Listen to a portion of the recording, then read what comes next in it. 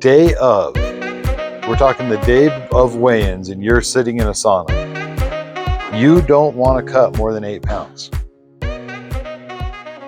What is up, and welcome to Fight City Gym Talk. You are here with Eric WeighIn. Don't forget to like and subscribe. Thank you. So I get this question all the time. Eric, how much weight should I cut? Or what weight class should I fight? So the questions kind of go hand in hand. But the thing that you have to understand is, what is your walking weight now? What is your walking weight when you're eating right and working hard? And that's really important, because if you just started fighting, your weight is going to fluctuate and change. Probably not more than 7 or 8 pounds, but it will fluctuate and change. If you went from playing video games and eating pizza and Doritos all day to now working out and eating better, you might see a more drastic change. If you have a pretty labor intensive job, let's say you're working construction, you're outside moving, walking, lifting all day, you're probably not going to see as much of a change. If you're a really big guy, I see a lot of guys come in at 220 plus, but they're not true heavyweights. They should be closer to 170. So there's a lot of variables. But the thing that you got to consider is, where are you walking right now? And where would you be if you had, say, a very good diet and a very good workout program, and you did that for 3 to 4 months? Good diet, good workout program. Your weight's going to shift, your weight's going to fluctuate. So you can't really know where you're going to fight until you know your true athletic weight. And let's just say your athletic weight is the weight where you're working out and you're eating right. Now that you've hit your true athletic weight, now the question is, what weight class should I fight? Let's just use 185, for example. And that's a weird one for MMA fighters, because that's a big gap from 205 all the way to 185. With that being said, you're like, I want to fight 185, but I walk around at 202, right? 202. So that'd be like 17 pounds. 17 pounds is a lot. And I don't recommend you cut 17 pounds. Now, everybody, I always hear this like, oh, so-and-so cut 25 pounds in the UFC. That's fine. You're not a professional. You don't have a dietitian. You don't have personal trainers. You don't have a whole team of people around you.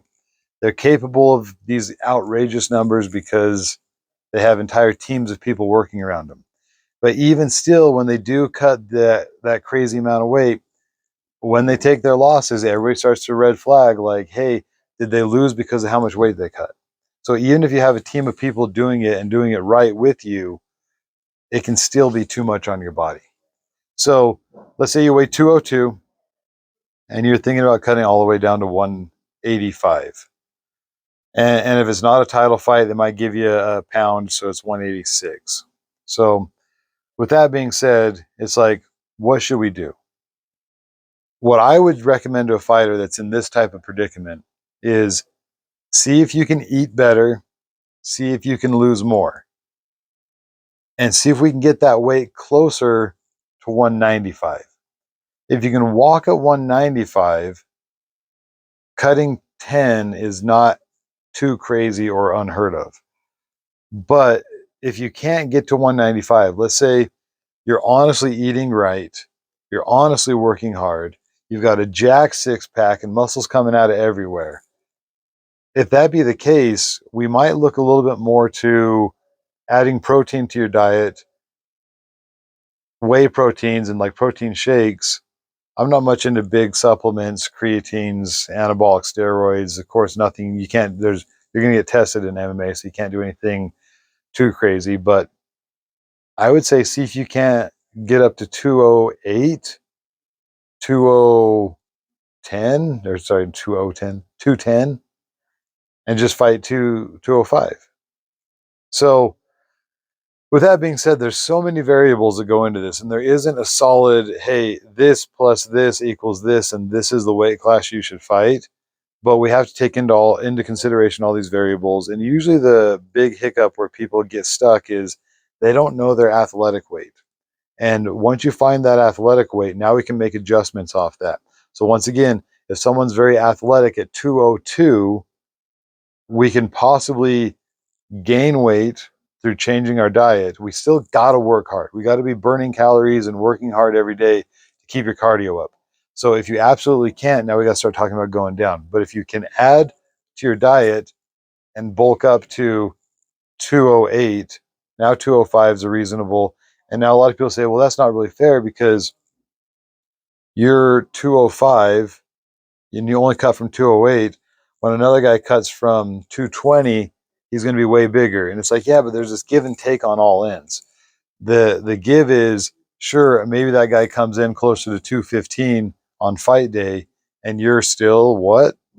208, because you lost a couple to weigh in and then you gain those back the day after. So you're really only giving up 208 to 215, 8, 9, 10, 11, 12, 13, 14, 15. You're really only giving up 7 pounds. And honestly, if you're more talented, you'll still win in a 7 pound difference. So if you ask me, it's still not that big of a deal. Just fight at 205. If it's really that big of a deal, we've got to walk at less than 195 pounds, 194, 193. So that goes back to that, like, but I can't get there. So that, if you ask me, that's probably the hardest weight class to decide on, because the gap from 185 to 205 is the biggest gap in MMA. I mean, we all know that the heavyweight division is huge, but there really isn't a lot of popularity in super heavyweight. So it's just you're heavyweight or you're nothing. So basically, I hope this answers your question. What I feel really good about is day of, we're talking the day of weigh-ins and you're sitting in a sauna. You don't want to cut more than 8 pounds. I've done it a bunch. It's miserable. I hate it and I don't want to do it again. You don't want to cut more than 8 pounds. Ideally, in a perfect world, what's happening is you walk at about 10 pounds more than what you're fighting. So back to what I was saying. If you can walk around at 195 pounds, you're all day, every day, you're 195. Then a week before the fight, you start to eat a little bit less. You start to work a little bit more as far as like jogging and putting out a lot of safe workouts to burn calories in a very safe way so you don't injure yourself for the fight. So now all of a sudden, the day of the weigh-ins, you step on that scale that morning and you weigh 193. 193. So we now have 8 pounds. If you sit in a sauna hard, maybe an Epsom salt bath, and you're wearing or you go and wear garbage bags and get on a treadmill, you could lose that 8 pounds in a day if you were walking close to 195. Where people go wrong is they don't walk at 195. They start at like 202 and they start cutting to 195. So that's not their walking weight. They've been dieting really hard to get to 195. And then day of the weigh-ins, they have to cut 10 pounds.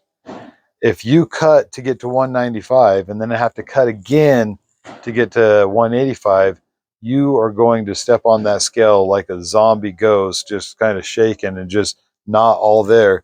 And then come day of the fight, that's going to affect you a lot. So, and then people get into that, well, should I take an IV? And it's like, not everybody has access to IVs. And so I'm not going to recommend it. Most of us don't have access to it. So let's just think like we got to do stuff like Pedialyte, Gatorade, bananas, eat salt so you can get that. Eat a lot of salt so your body can utilize all that moisture that's coming in. And there's a lot of science behind this, but that I'm not going to get too into. But the fact is, I would say it like this: walk within 10 pounds of your fight weight class. Try to cut a little before, a few days before. So day of weigh-ins, you're not cutting more than 8 pounds. Personally, the last few times I've cut, I made a big attempt to not cut more than 5 pounds. So I did a catch weight a couple fights back at 195 pounds. The day before weigh-ins, I walked at 198. So the day before, which means if I just drank a little bit of water, ate a little bit of food, the day of weigh-ins, I weighed 198, 5, 6, 7, 8. So I'd just have 3 or 4 pounds. And that would have been an easy cut for me. I wouldn't have been too dehydrated. I wouldn't have been too hungry. I would have walked right on. So that's what I said I wouldn't have, is what I did. That's what happened. But the fact is, um, that's where you got to be. Questions, comments, concerns, maybe some stories of what happened to you when you cut weight. Leave those comments in the section below. And have any questions, let me know. Maybe I can answer them. But like I say, and I will say, when it comes to cutting weight, less is more. A lot of people want to go cut big. You don't need to. Less is more. Anyway, thanks for watching, and we'll see you soon.